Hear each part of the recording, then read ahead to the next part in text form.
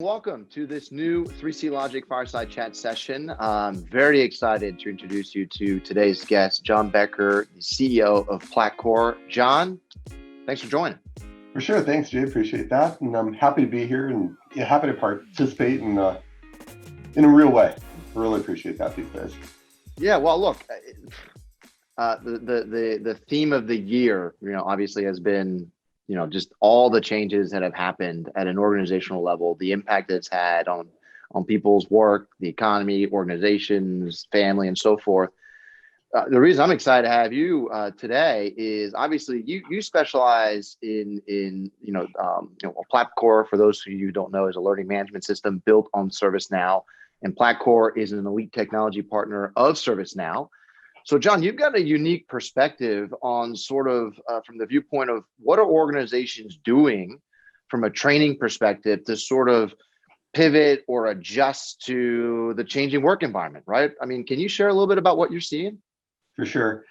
So we're in a wide range of industries, but a lot of them are a little bit more mature industries, have a lot of people that work like in an office space, and obviously we got to change that overnight in March for around the world, but definitely our customers, as we're seeing, they just weren't prepared to immediately go from no remote work by policy to everything has to be remote work with the home orders and things like that.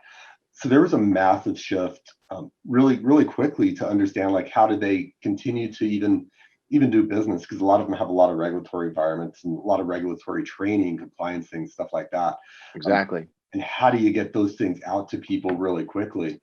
So e-learning was not normal for a lot of the people. And that's kind of our sweet spot, is where we do a lot of e-learning, being able to distribute that. Yep. But almost overnight, people had to transition from their instructor-led training, which would normally be in a classroom and people would sign in, to moving into a way where you digitize all of that content. You record your sessions. Maybe you do them over Zoom. I mean, there's a million things that were going on, and people had to shift, like not in months or sometimes even years to make that shift. It happened in days and weeks, which posed an awful lot of stress on a lot of people there. So we saw that in spades. But I'm assuming that the type of training that customers, so one, you're right? I mean, I would assume that's helpful for what it is that you specialize in, which is the e-learning, right? Being able to instruct and train individuals, regardless of whether it's for compliance purposes or instructional training, et cetera, but to be able to adjust to that work from home model. And that's obviously something that Platcore excels at, and everything built on the ServiceNow platform. So that's the additional convenience.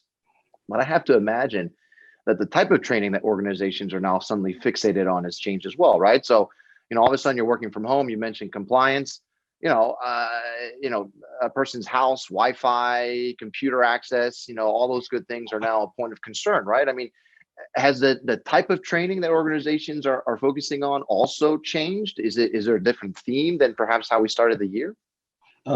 Yeah, so it was actually really interesting to see this. After everybody got sent home, there was plenty of training related to hygiene and COVID and what all this means. And so there was a lot of, I would say, COVID specific stuff. But over a period of time, it's changed a little bit. Like we're kind of settled into, I hate the term new normal, but that's kind of where we are right now. Sure. Where now people are trying to figure out like, okay, we distributed our workforce everywhere. There are enormous security risks about having people be on a remote Wi-Fi, or whether that's home, and trying to get people to be their own IT people.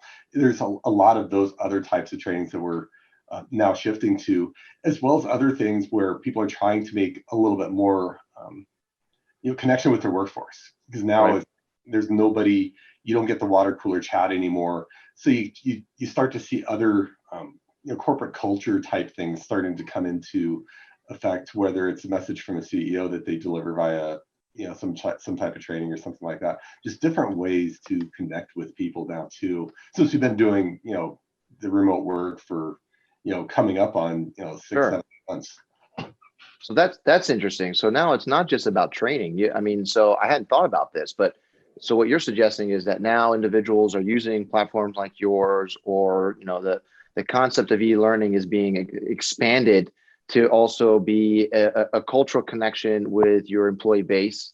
Um, Tell me a little bit more about that, because I think that's fascinating. Because obviously that's a challenge, right? How do you keep people, enthusiastic, and as to who they work with or for? Because to your point, you can't necessarily build those bonds like you would traditionally in the office anymore. Right. So over time, obviously, we've become a lot more independent, and it feels like everybody in a company, even if it's 100,000 person company, feels like they're a bunch of independent contractors. They're just Mhm. all over the company. And how do you start to um, build that community? So you're starting to see like different ways to approach that.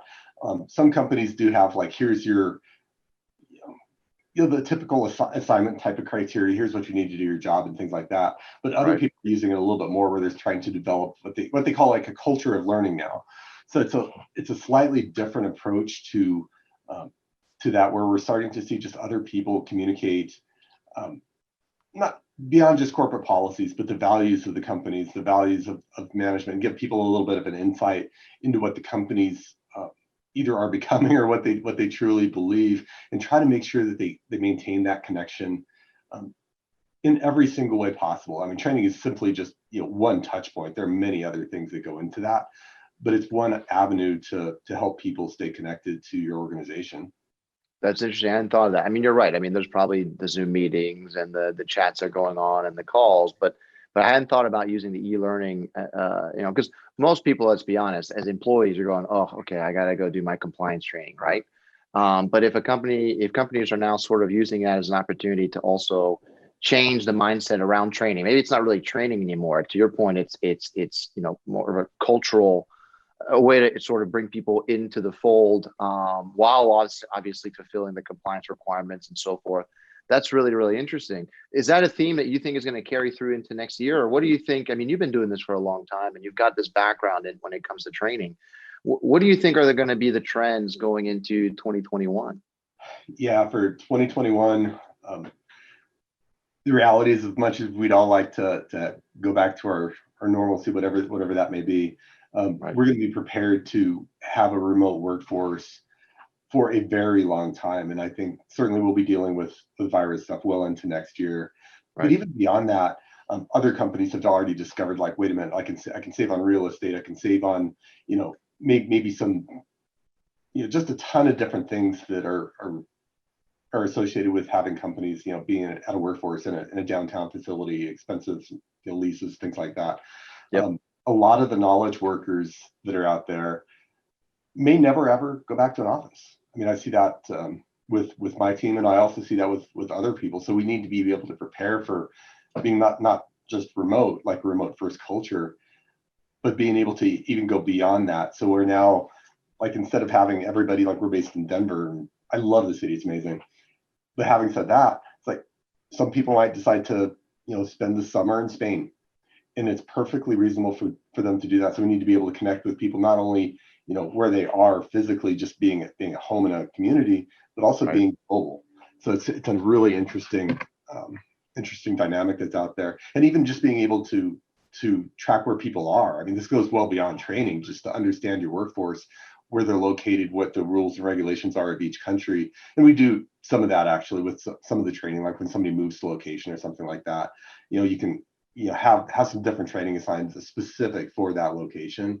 Just Yep. help people understand what's going on out there. But we're kind of getting prepared to not be a remote first workforce, but a remote global workforce, which is a slightly different twist on that. So let me ask you this final question, in the spirit of a fireside chat. What are you most excited about in your industry, and or for the coming year? What kind of, I mean, I put a silver lining. Obviously, it's been a rough year for most, but if you were to say, okay, here's the light at the end of the tunnel, what does that look like for you? Um, for us, to be honest, as an e-learning content and training provider, we're excited about the opportunities for ourselves personally. But the reality is, like, there's going to be so much more flexibility that everybody globally will get. Right. You get to have more time with your kids. You get to have more time with your spouses and family members and things like that. And Right. that's an amazing outcome that's happened here. It takes us time to figure out, like, how to work through all that, but being able to actually integrate both work and your life in a much more meaningful way, not to have so much of a work-life balance, which has kind of been a catchphrase for many years, but to really have that integration to where you're working. The challenges that we'll all have to address is like, how do you balance that appropriately so you don't work 24 hours a day? But the flexibility and the capability to actually have a much fuller life is actually really impactful. And I think that is the silver lining out of all this once we come out the backside, which I'm really excited, just like everybody else is, to get through the next however many. Amen. Yeah. But of course, I mean, with flexibility, you also need to have the flexibility to offer the training and the requirements that come with the job. And that's obviously what Platcore enables. Look, Jon, it's a pleasure to have you. I know that you're obviously one of the elite ISVs within the ServiceNow ecosystem, obviously a leading learning management system to boot. For those of you who may have questions for Jon, by all means, feel free to put some comments down below, and I'm sure Jon will be happy to address them for you, or of course, you can take a look at his site on the ServiceNow store. But Jon, again, appreciate you coming in and sharing a little bit of your thoughts about what's happening for the industry that you serve and how it can impact customers and what's coming. And look, all the best to you. Have a great end of the year, and I'm sure we'll be in touch. Absolutely. Thank you, Jamie. Really appreciate it. And yeah, thanks for 3CLogic and you guys. Really appreciate our partnership and collaboration. So thanks. Have a wonderful day. You too, Jon. I'll talk to you soon. Cheers.